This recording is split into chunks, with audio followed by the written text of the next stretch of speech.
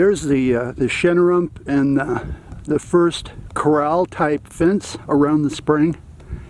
It's on the left. And then right there is the second one. That one has the petroglyphs. It also has a kind of a corral around the spring. And that's to protect it from the burrows that destroy, they foul the water so no normal animals can use it. This water tank here is not what you think it is. It's not for cattle.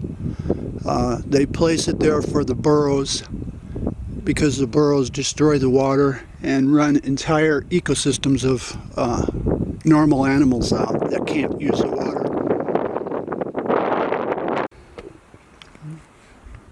water. This is called sandpaper bush. If you rub your fingers on it, you'll find out why. I'm not an expert on the different plants. I really am not. This is the other fenced area around that spring area. This one has a small reader board over there. And this one is barbed wire. The other one is really nice wooden fence type corral. Oh, about 3 times bigger than this one. So if you come to this one, the other one is over there about half a mile towards the south. It's at where the dark conglomerate is that people call Shinnerump conglomerate. There's petroglyphs there and right there, and so I'll document them too.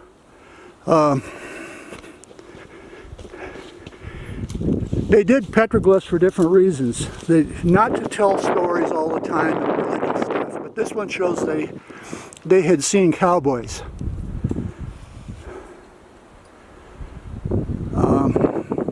Remember, the Spanish Trail is just behind me, so this was heavily used for hundreds of years. The little reader board is unreadable, but I remember from a couple years ago, it just simply pleads, don't mess these things up. That's all it says. Let's go over and take a look.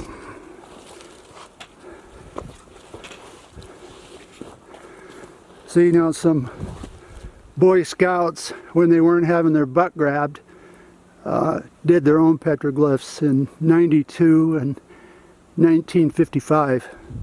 2 years after I was born, by the way. But anyway, this shows they had seen white men. And when they did, they would leave petroglyphs that show them wearing a cowboy hat and their hands on their hips. See, that's very common throughout the Southwest. But they also did other stuff that's common just to put their mark. Everything they put didn't have a deep spiritual meaning. Indians were not clones, they were different.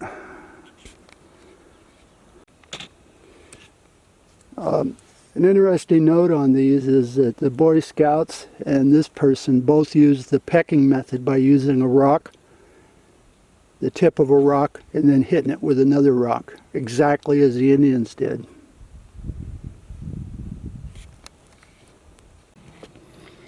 There are nice flowers around here. Indian paintbrush is the most common, but there's little ones. There's neat little flowers, and so you have to appreciate them too. This is not really a flower hike, and you're not going to see a sea of flowers covering a meadow like in the Wizard of Oz. This isn't that kind of a hike. You have to like the small stuff. For the spring, note that the water is underground. This isn't a spring with flowing water. So the pipe that goes down to the cattle tub or the burrow tub, the pipe and the water intake is underground. But see, you see how there's, I don't know if that's cottonwood or not. Oh, no, that isn't. But see how the trees and stuff flourish here. If there's water within 20, 30 feet of the surface, they do. I didn't really show around me, but this is red rock. And at this level, geologically where I'm at, The Carnian pluvial vent had just ended. It was tapering out. See there? See the interface? So things were starting to dry up, but it was still water affected. See how those are water layers? Okay, and then it dried out, and then you started getting your sand dunes. Crap, I forgot to film behind me. Anyway, there's what it looks like up here.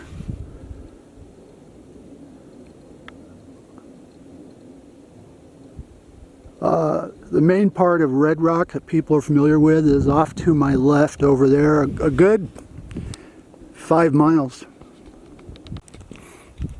It's, I think it's April 8th, the middle of the coronavirus thing. But anyway, there's actually the main part of Red Rock that people go to. More than 5 miles, maybe 7 miles. Here's an example of a hoodoo, or a fake volcano that isn't. On the top, you see that conglomerate on top? It protects the softer material underneath from eroding, so it leaves that shape.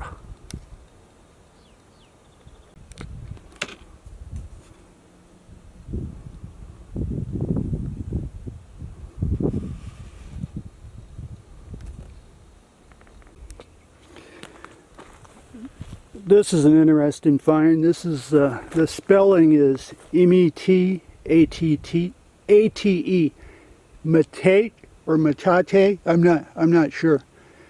But anyway, that's where they ground up beans and stuff right there. See how the desert varnish is in a ring, but that right there is fresh. And also it's you can feel that it's not erosion. You can tell. And so what I'll do is look for they would use a stone to grind up mesquite beans and stuff, so I'll look for that stone. People see this, but they don't look for the stone. The stone that they ground with has a name too, but I don't know what it is. See, the grinding stone is there. And see this clearing, this kind of cleared out area, not all rocks. That's where they would have hung out.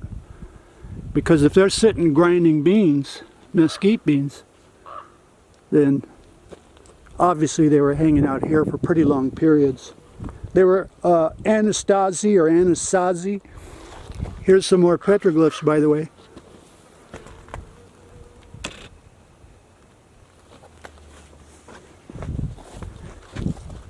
There's one there, I don't know what. But anyway, it does show that they were here. I mean, it's not like it's not known they were here. Anyway, that was a good little find I blundered into. There's another one just a few feet away. So, I'll explore around here. I'm not really an artifact hunter, and besides, this is in Red Rock, so you know, to come up here and, you know, if somebody sees an arrowhead, who's not going to pick it up? Okay, but to come up here to defile the area, you know.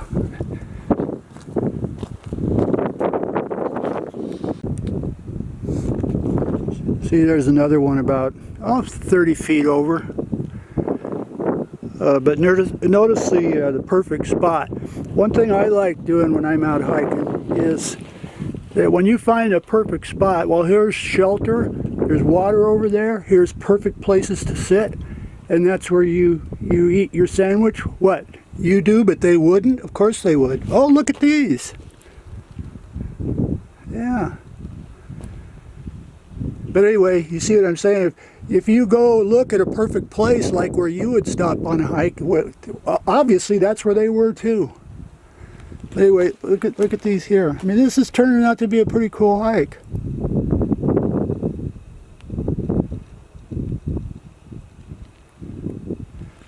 Also, the old Indians, when they were interviewed back in the 1800s, first of all, they were old to begin with when they tried to get to the bottom of the petroglyphs. And even they said they don't know what they mean. They're just symbols. They're the same symbols we put on our blankets and stuff.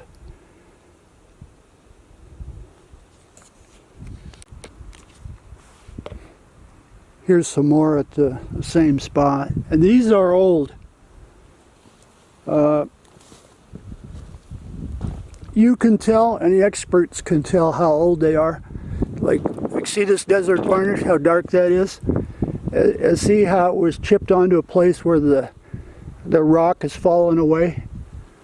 You can tell if they're very old. I mean, they were here for 10,000 years.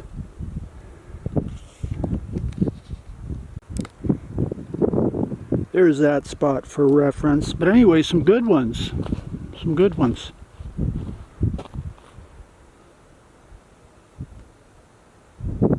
See, this is turning out good because it's self-discovery by accident. It makes no difference they're not the best petroglyphs in the world.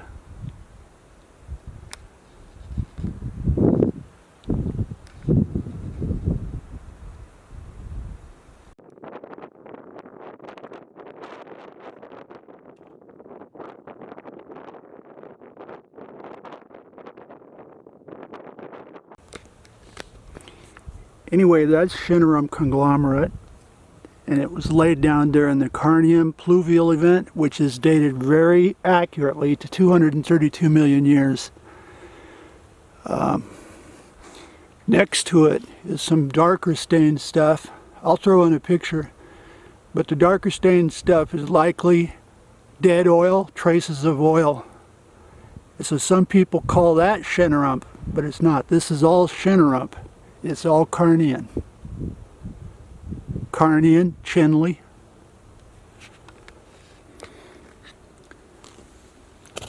Here's some more.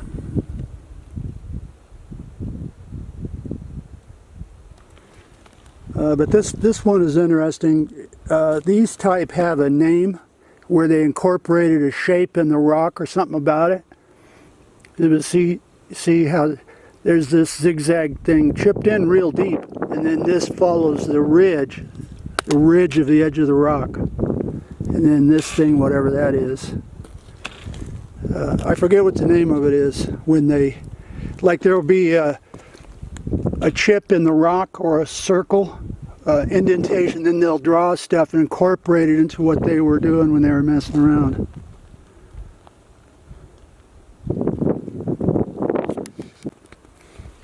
See, this is what I think is fun. You've got some newer ones there, but also some of these go back thousands of years. I like looking at the ones that you can hardly make out. See, like that one? And see this pattern here with the face thing and the rays coming out? That's the shape of a papoose. Maybe, I don't know. What else could it be? But look at how old these are. Some of these are so faint. But anyway, there is no figuring them out.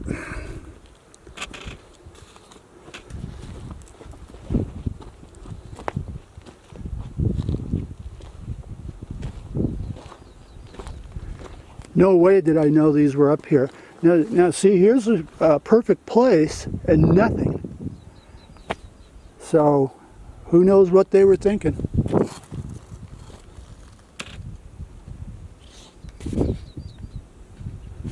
And the view when they were here would be exactly as you see it.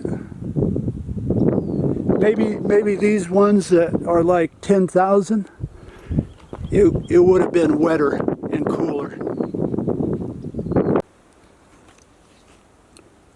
This little alcove was clearly a camp. And this, you see the ground there, that's solid acorns. All of it is acorns, apparently from these trees.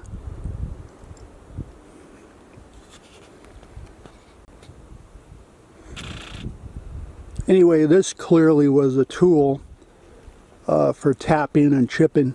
See, it's been worked on both ends. They didn't use it much, but you can tell.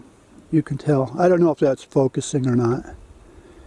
But anyway, this perfect spot here is an example where I say you do, but they wouldn't. I mean, here they were. There's a perfect sitting spot. So they were camped out right in this little alcove. I just sat there and ate. Well, obviously they did. You think Indians didn't sit on that thing? Of course they did.